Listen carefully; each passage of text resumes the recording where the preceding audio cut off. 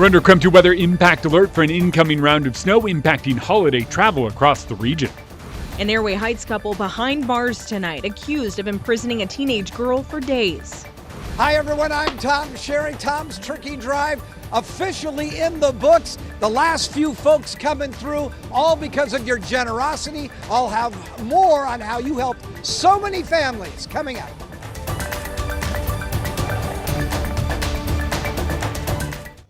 Good evening and thanks for joining us for KREM 2 News at 5. I'm Amanda Rowley. Mark is off. An Airway Heights couple is behind bars tonight facing serious charges, including false imprisonment. They're accused of trapping a family member inside their apartment for days. KREM 2 Shannon Mowdy has the story. Airway Heights police say Nicholson Hernest and his girlfriend Elena Stephen kept the teen girl trapped in their bedroom for 3 days without food. Airway Heights police were called to the Bentley Apartments Friday after the girl escaped to a neighbor's apartment. The teen told officers her relatives starved her, keeping her trapped in their bedroom for 3 days. She only got out when they fell asleep. Nicholson and Stephen now both face several charges, including false imprisonment, assault, robbery, and extortion. Court records show the girl's eyes were sunken with dark bags underneath. She moved slowly and unsteadily, and she appeared weak and dehydrated. She told police the couple strangled her. She had bruises on her neck with cuts believed to be from fingernails. Police say it all started as a fight over a cell phone. Nicholson told investigators he was punishing the girl for talking to boys. He admitted to keeping her in the room to make sure she wasn't on the phone, even though police say the couple took the cell away. Employees at the girl's school also confirmed she'd missed 3 days. Nicholson told officers he called her out for 2 days for the dentist, but admitted she never went to an appointment. Both are being held in jail on $100,000 bonds. Shannon Mowdy, KREM 2 News. A federal judge sentenced a repeat sex offender from Spokane to 35 years in prison today for attempting to meet underage girls for sex. 54-year-old Jason Frank was caught in a sting operation where police posed as the mother of those underage girls. He pled guilty to attempted online enticement and possession of child pornography. He was convicted at trial of another felony sex charge. Frank had previously been convicted of child sex crimes in Virginia in 2008.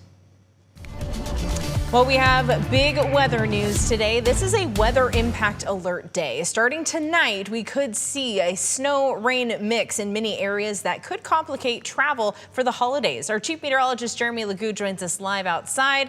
Jeremy, what can you tell us? Well, Amanda, if it wasn't for holiday travel, I think this pattern would be worth rejoicing. Our first chance at some snow down low. We have temperatures in the mid-30s in Spokane and Coeur d'Alene, Ritzville, and Moses Lake, and that's keeping a lot of what's falling on the front side of this as rain or a quick melting snow. Already starting to see it come down as snow in parts of Spokane County and even down to the south. Looks pretty good the way it's filling in, even out at the airport. Starting to see that change move in. Notice the north side of town, it's coming down as a little bit of rain as it makes its way to the South Hill here. Nothing coming down on our back patio just yet, but I'm going to keep a close eye on this as we move through the remainder of the evening. What starts as rain likely makes a transition into snow. We are going to pull in a little bit of cold air from the north. A small shift in the weather pattern does a number in what we see tonight. Looks like we get a little bit of snow moving through overnight. By the time this winds down, right as the sun comes up tomorrow, it looks like we could have a little bit sticking to some of the grassy areas. When it comes to roads, I think we're just a little too warm down low. By tomorrow, it's all rain, though. Everything that falls is going to be rain, so what falls anywhere other than mountain passes should melt quite quickly tomorrow evening. So we're under that weather impact alert through tomorrow morning. Thanksgiving, it's warm enough that it's rain all day, and Friday brings a chance of showers before temperatures take a dive. All right, thank you, Jeremy. Well, tonight, we now know the names of the drivers involved in a deadly crash near Four Lakes today. WSP says 2 cars collided on State Highway 904 and 1 person died. KREM 2's Regan Gallo went to the scene and shares the latest. Well, I'm standing along State Highway 904 right now, and Washington State Patrol tells me that this roadway gets very busy with traffic between Cheney and Spokane. Now, WSP did confirm with me today 1 driver did die in today's crash.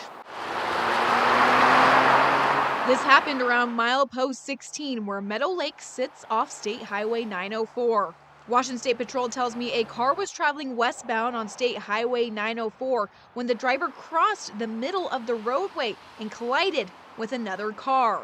WSP reports there is no suspicion of alcohol or drugs involved. The causing driver did pass away. WSP has identified the driver as 47-year-old Jamie Shoresman. The other driver was taken to Sacred Heart Medical Center for injury. WSP identified them as 84-year-old Michael Lonergan. Both drivers are from the Cheney area. One concern WSP says is the surviving driver is elderly and there could be possible secondary injuries from the crash. Sergeant Greg Riddell with Washington State Patrol emphasizes drivers to be extra cautious on roads, especially as holiday travel increases and the weather begins to get colder. As the weather gets increasingly worse, we need to, slow down, increase our following distance, make sure that we have good traction devices, obviously make sure all of our vehicles have the proper fluids, we have good wipers, and we're just really making sure we're good mechanics of the automobile that we're driving. Sergeant Riddell added for the Thanksgiving holiday that WSP is increasing patrols on state roadways. He also cautions for everyone to be as safe as possible so drivers can enjoy seeing family in a safe manner. Reporting in 4 Lakes, Regan Gallo, KREM 2 News. Well, happening right now, Spokane City Council is welcoming its newest council member, Kate Tellis. Tellis will fill Lily Navarrete's District 2 seat after Navarrete stepped down earlier this year. Now, Sarah Dixit, who was also elected earlier this month, will be sworn in January. Tellis is being sworn in now because she is filling a seat without an elected member. Well, after more than 20 years in business, Spokane's Downriver Grill is up for sale. Today, on the restaurant's Facebook page, the owners explained they made the, quote, incredibly difficult decision to sell. The restaurant says its last day open will be Saturday, December 20th. They'll be serving special throwback items and popular dishes off the menu in the last few weeks. They are open. We have a lot more news still ahead tonight at 5. If you live in Spokane, your utility bill is going up. We have a wrap on what City Council approved at last night's meeting.